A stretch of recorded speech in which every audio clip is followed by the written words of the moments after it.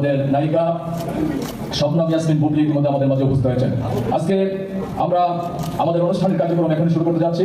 যে সকল নেতৃবৃন্দ এখানে দাঁড়িয়ে আছেন আপনাদের দৃষ্টি আকর্ষণ করছি। মাননীয় সচিব জনাব আব্দুল মালিক, আজকের অনুষ্ঠানের বিশেষ অতিথি সাংবাদিক নেতা, ফেডারেল সাংবাদিক ইউনিয়নের সম্মানিত মহাসচিব।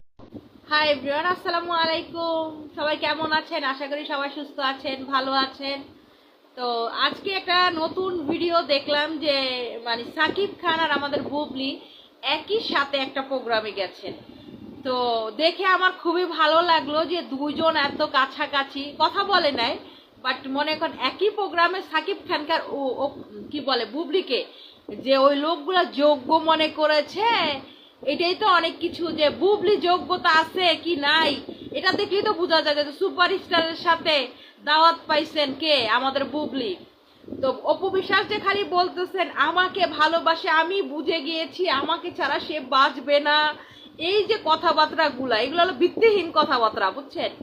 তো উনার যদি এতই যোগ্যতা থাকতো, সাকিব খান যদি উনাকে এতই ভালোবাসা থাকতো, আর ওই প্রোগ্রামের লোকগুলা যদি অপু বিশ্বাসকে প্রয়োজন মনে করতেন যে ভাইরাল টপিক, উনি বলে না আমি তো একটা ভাইরাল টপিক, মানে নিজেকে নিজেই ভাইরাল বলে, নিজেকে নিজেই সুন্দরী বলে, নিজেকে নিজেই শিক্ষিত বলে, তো এখন আর কি বলা যাবে, তাই না? তো তো ওনারা যদি ভাবতেন যে অপু বিশ্বাসকে এখানে আসলে আমাদের খুব ভালো হবে, ওনারা জানে এই ল্যাংডা ম্যাংডা বেডি মানুষ আইন না লাভ নাই, রাস্তার মহিলা রান দেয় দেয় ঘুরে, এইসব মহিলা এখানে আনলে মান সম্মান থাকবে না। হয়তো বা যায় দেখেন আমাদের সাকিব খানই বলে দিয়েছেন যে অপু বিশ্বাসকে আনা দরকার নাই, এমনও তো হতে পারে, না হওয়ার তো কোনো কারণ নাই। তো যোগ্যতার ব্যাপারগুলো যারা বলেন যে বুবলির যোগ্যতা নাই, বুবলি মূর্খ, বুবলি এইটা সেইটা, ঠিক আছে, সাকিব খান বুবলিকে সহ্যই করতে পারেন না। তো দেখেন আপনারা, তারা কিন্তু খুব কাছাকাছি এক জায়গায় বসেছিল, হয়তো বা কথা বলে নাই, কারণ বুবলি এটা বলছে অনেক আগেও ভিডিওতে যে যখন তারা প্রেম করতো তখনও কেউ জানতো না, বলে সেডে এমন বাসে বসে থাকতো যে কেউ চিনিই না, তো এমন ভাবে প্রেম হয়েছে।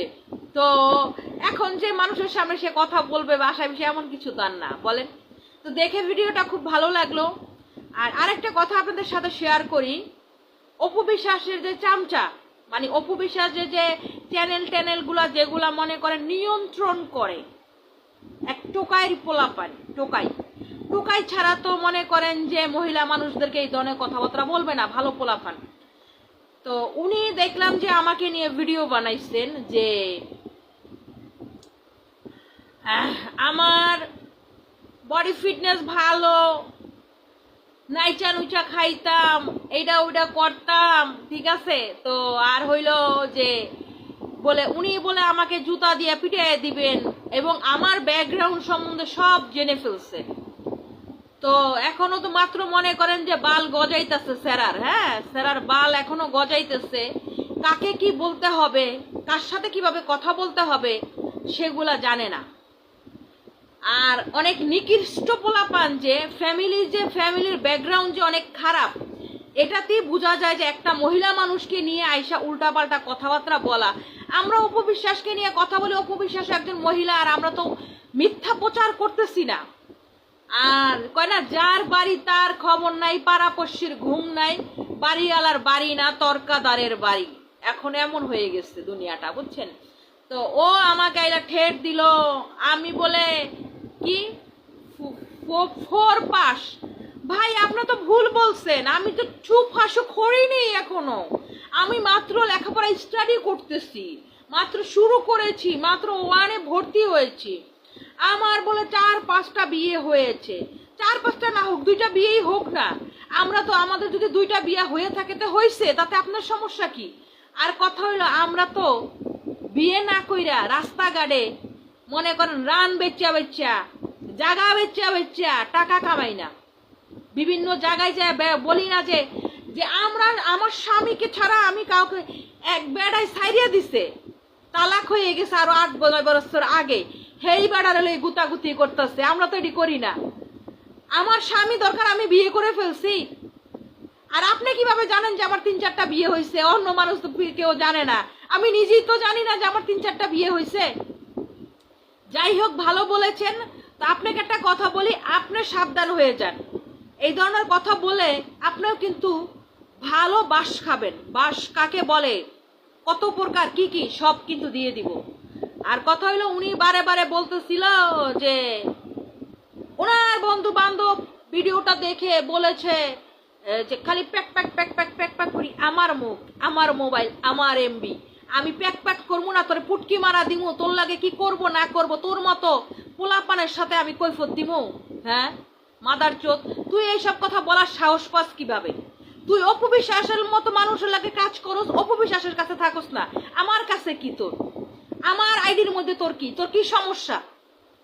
আমার তো মনে, আপনার মনে হয় আপনারা সবাই চিনবেন ওই যে কলি নামে মহিলাটা যে চ্যানেল হ্যাক করছিল, তারপর 2 লাখ টাকা চাইছিল এই ছেড়ায়, তারপরে অপবিশ্বাস এটা অস্বীকার করছে, এটা ওইটা। তো দুইজন মিলে মিডিয়ার মধ্যে একটা আকাম কুকাম শুরু করছে, মানে অপবিশ্বাস এই ছেড়া সারারাতে যা খুশি তাই করাইতেছে। তা আসলে কি, ভিডিও তো শুধু আমি একা বানাই না। একটা কথা হলো যে আমি অপবিশ্বাসকে নিয়ে, অপবিশ্বাসের বিষয় নিয়ে আমি একা ভিডিও বানাই, বিষয়টা কিন্তু এমন না। হাজার হাজার পেজ, হাজার হাজার ইউটিউব এবং বাংলাদেশ ভারত মিলাইয়া অপবিশ্বাসের নামে যেই ধরনের ভিডিও করে, এগুলা ভিডিও তো আমরা বাঙালিরা করি না। আমরা একটু শালীনতার ভিতরে আছি। এবং যেইভাবে ইন্ডিয়ার যে কন্টেন্ট ক্রিয়েটররা যারা মনে করেন অপবিশ্বাসকে নিয়ে ভিডিও তৈরি করে, সাকিব খানকে নিয়ে, মানে কি বলবো, ভাষায় প্রকার করা যাবে না। আপনারা দেখেন ইন্ডিয়ার কিছু ফেমাস কন্টেন্ট ক্রিয়েটর আছে, তারা যে যেভাবে কথাবার্তা বলে, এগুলো তো আমরা বলি না। তো তোর সমস্যা কি হয়েছে?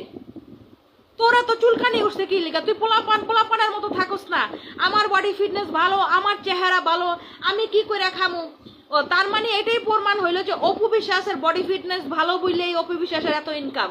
অপবিশ্বাসে মনে করেন কয়দিন পরে পরে কফি শপ উদ্বোধন করে, পার্লার উদ্বোধন করে, আবার এখন আরো কিছু উদ্বোধন করবে, কারণ তার বডি ভালো হইলেই মনে করেন ডিমান্ড ভালো, তাই না? তো তার কথা তো তাই বোঝা যায়।